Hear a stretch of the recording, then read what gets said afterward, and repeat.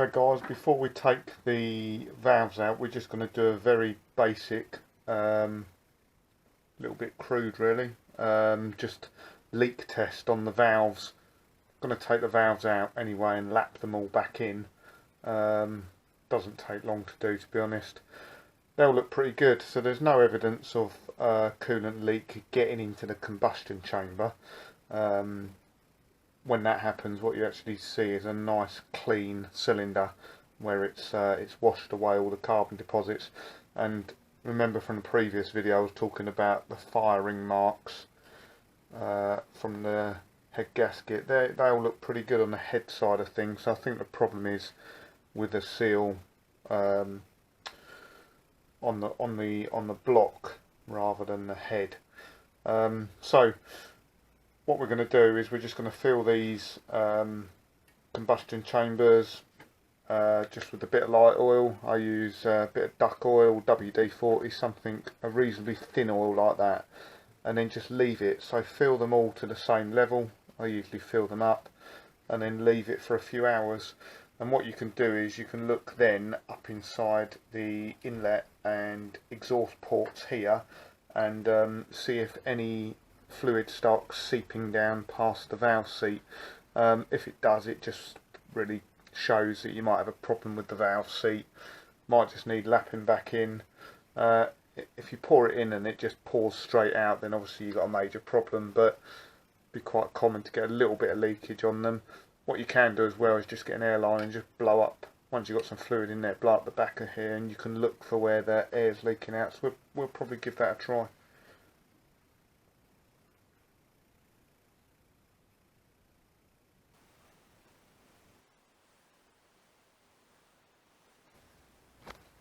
So what we're actually looking for now we've got the fluid in the top there, is looking up inside the exhaust port and seeing if that fluid is starting to run down past the valve seats. That's an inlet port there. So as you can see, it's a ported and polished head, that's all been opened up. But got to give it some time. If we had a real problem, if there was like a burnt out valve or something like that, that would all just be pouring out there now. But all it will do is it will just give me an indication of what valves might need a bit more attention than the others. So we'll just leave that now. If nothing's leaked away after a couple of hours, then you know it's pretty much perfect. But you generally get a bit of leakage anyway.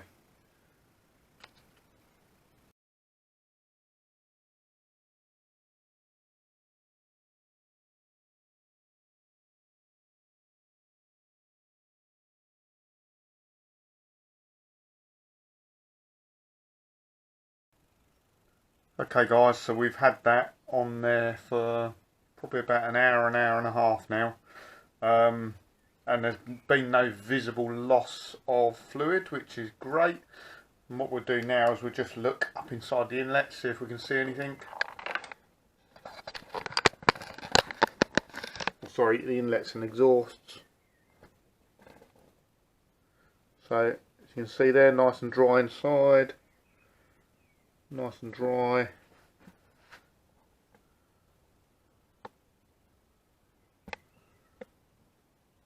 Nice and dry. Nice and dry. And then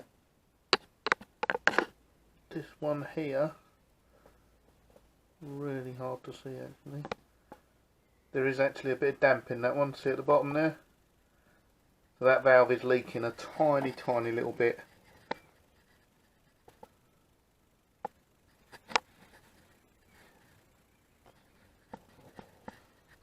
So what we can do, just to prove it, like I was saying earlier, you can use an airline just to spray up inside.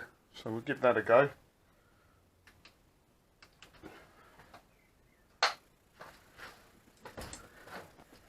You don't want to go mad with this because you don't want to, if you put too much air up inside there, it's going to, if you create pressure, it's going to lift the valve anyway. And then what we're looking for is just looking for if we see any bubbles come up.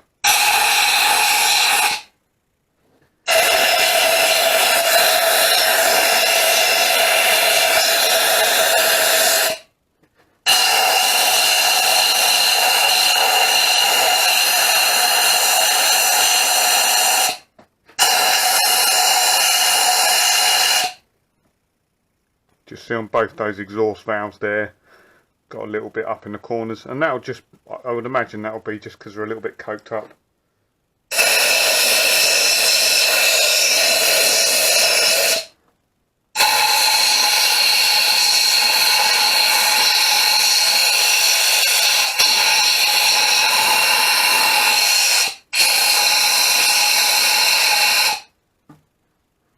And again on that number 1 exhaust, so I think that's probably all the exhaust valves. Let me just check this one again.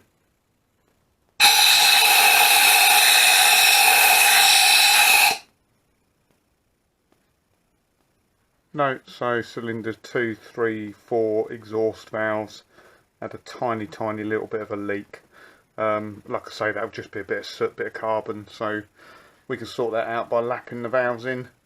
Great thing about doing this actually and leaving it like that is the WD-40 actually softens up the carbon a little bit on the valve, so that will just make it much easier to clean off now. What we can actually do just for cleaning the surface is use a scraper, or in this case like a standing knife blade. You wouldn't do this on an aluminium head, but on a cast iron head you're never going to cut into the cast iron.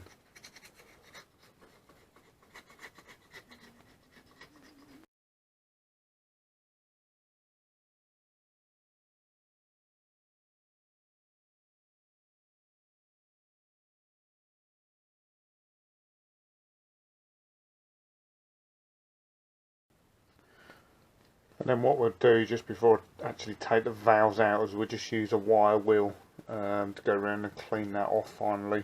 Like I say, you wouldn't do that on an aluminium head, but you're pretty safe on a cast iron head. And obviously with the valves sprung shut, it's going to stop any debris getting anywhere it shouldn't do.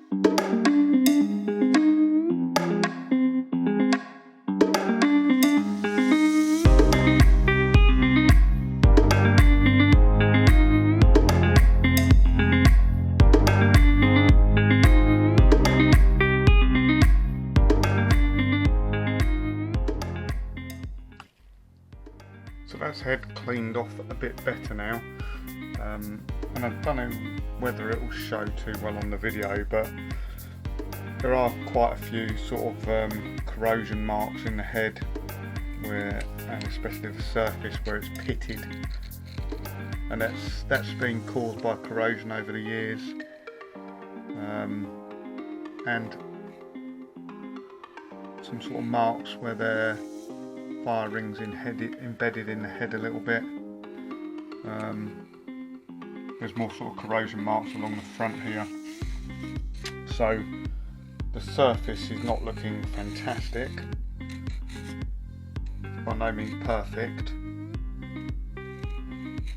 and to be honest you could probably get away with that. Decent quality head gasket, I don't think that caused too much of a problem.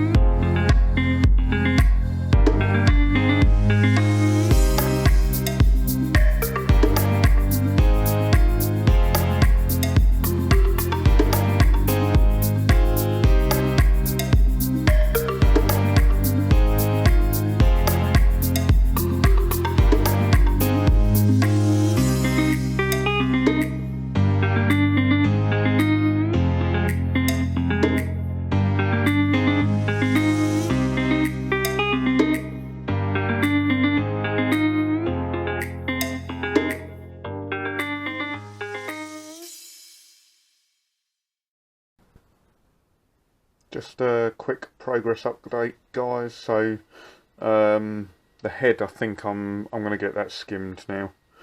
I'm just going to try and get a light skim on it, but I'll try and measure it as a flat edge before I have it skimmed, but the surface is just not that great, so I'll get that done.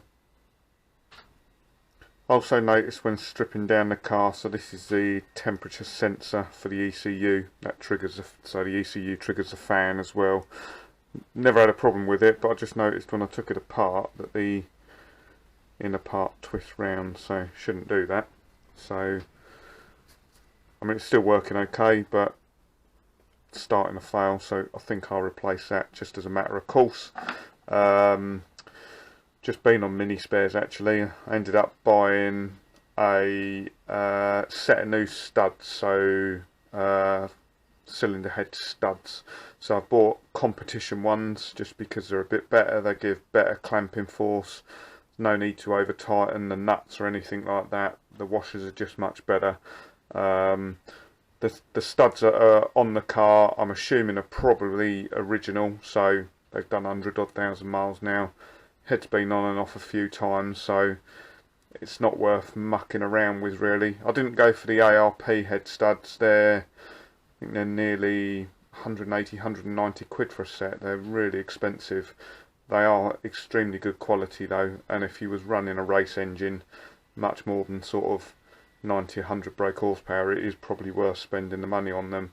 The ones I've got on mini spares own competition head studs and nuts. They come as studs, nuts and washers. They're about 60 quid. They're just made from a higher grade steel. They're more exacting to the specification and better threads and that sort of thing. Ordered a lead set as well, ignition lead set, because the old ones were a little bit corroded inside. Can't remember what else. I'm going to order a thermostat, but I just thought while we're here we'll just test the thermostat that's in there. So it looks reasonably clean actually, it doesn't look that old. It's an 88 degree thermostat, so it's marked on there 88 degree, which is correct for an MPI Mini. Slightly older Minis had 82 degree thermostats on, but it was, I think, all certainly all MPIs were 88 degree thermostats. Could run a cooler one, and I'm not quite sure yet. So the cooler you run, the less efficient the engine is. So engines run most efficient when they're hot, but I'm just thinking, when I go to shows, you're sitting in the traffic waiting to go in, you know, London to Brighton, that sort of thing. I don't know. I'll probably leave it stock. I'll probably just leave it with the original 88 degree thermostat in it. But let's test this thermostat. So it should start opening at 88 degrees. We could go really scientific and start measuring the water temperature or anything like that, but the simple way of doing it is just boil a kettle, make sure it's properly boiling, pour it in here, and we should see the middle of the thermostat start to open, which is this part here, and if you look underneath you can see it as well. But yeah, the water will be closer to 100 degrees, but yeah, it should start opening at about 88. So let's boil the kettle, whack some water in there and see what happens. So here we go then, the kettle is still boiling.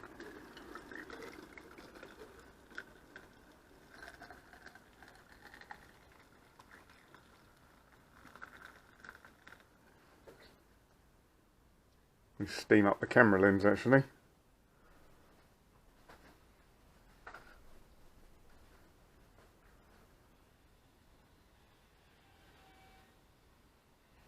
That's not doing much, that, is it?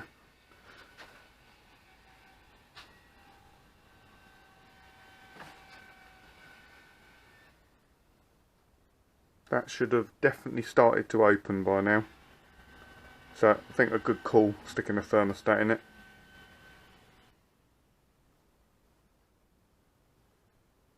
Definitely wants replacing.